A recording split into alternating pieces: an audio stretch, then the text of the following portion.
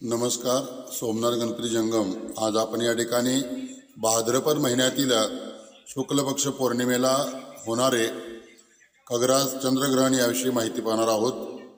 ग्रहणाचं तारीख दिनांक 7 सप्टेंबर 2025 रोजी हे होणार आहे. त्या ठिकाणी ग्रहण दुपारी 12:37 पासून लागणार असून ग्रहण मोक्षापर्यंत म्हणजे रात्री 1:27 पर्यंतचा ग्रहणाचा वेध पाळावेत. बाल, वृद्ध, अशक्त, आजारी व्यक्ती, गर्भवतीने रविवारी दुपारी 5:15 पासून मोक्षापर्यंत म्हणजेच रात्री 1:27 पर्यंत वेध पाळावेत. वेदामध्ये भोजन करू नये. स्नान, जप, देवपूजा, श्राद्ध इत्यादी करता येईल. तसेच पाणी पिणे, झोपणे, मलमूत्र उत्सर्ग करता येईल.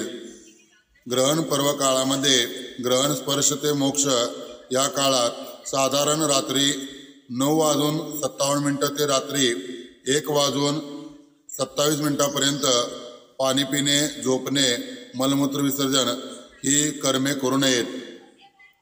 या ठिकाणी ग्रहणाचे स्पर्श रात्री 9:57 पासून होतोय. संमिलन रात्री 11 वाजता आहे. ग्रहण मध्य रात्री 11:42 आहे.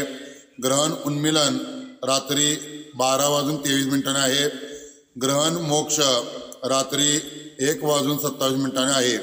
ग्रहणाचा पर्वकाळ एकूण 3 तास 3 मिनिटे राहील. ग्रहण काळातील कृती: ग्रहण स्पर्श होताच स्नान करावे. पर्व काळामध्ये देवपूजा, तर्पण, श्राद्ध, जप, होम, दान करणे.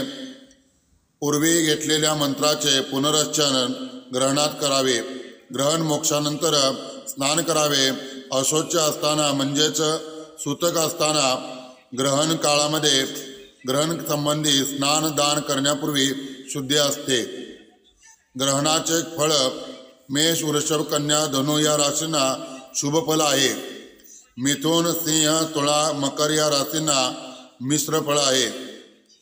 कर्क, वृश्चिक, कुंभ, मीन या राशींना या ग्रहणाचे अनिष्ट फळ आहे. ज्या राशींना अनिष्ट फळ आहे त्या राशींच्या व्यक्तींनी व गर्भवतींनी हे ग्रहण पाहू नये. त्याचे पुनरुच्चारण ग्रहण पर्व काळामध्ये केल्यास मंत्रसिद्धी होते. स्नानाविषयी: ग्रहण काळामध्ये उदक गंगे समान आहे. उष्णोदकाहून शीतोदक पुण्यकारक म्हणजे गरम पाण्यानं स्नान करण्यापेक्षा थंड पाण्यानं स्नान केलेलं चांगलं. पाणी वर काढून म्हणजे विहिरीतून किंवा बोरमधून किंवा नदीतून बाहेर काढून हे स्नान करण्यापेक्षा वाहत्या पाण्यामध्ये त्या ठिकाणी स्नान केलेलं चांगलं म्हणजे नदी किंवा समुद्र यामध्ये स्नान केलेलं श्रेष्ठ व पुण्यकारक आहे. सूर्यग्रहणात नर्मदा नदीच्या स्नानाचे विशेष महत्त्व सांगितले आहे. नर्मदा स्नान शक्य नसल्यास स्नानाच्या वेळी नर्मदेचे स्नान स्मरण करून स्नान करावे. मोक्ष स्नान: भोजनाविषयी माहिती: या ग्रहणाचा मोक्ष वेळानंतर म्हणजेच रात्री 1:27 नंतर मोक्ष स्नान करावे. दुसरे दिवशी सकाळी शुद्ध सूर्यबिंब पाहून नंतर भोजन करावे. ग्रहणाविषयी माहिती दाते पंचांगानुसार घेतलेली आहे. ज्या गर्भवतींना या काळात नियम पाळायचे असतील त्यांच्यासाठी नियम: या काळामध्ये कापणे, चिरणे, लिपणे, पिळणे व शिवणे पूर्णपणे बंद ठेवावे. पायाची अडी घालू नये. पाणी पिताना त्यात तुळशीपत्र घालून प्यावे. झोप घेऊ नये.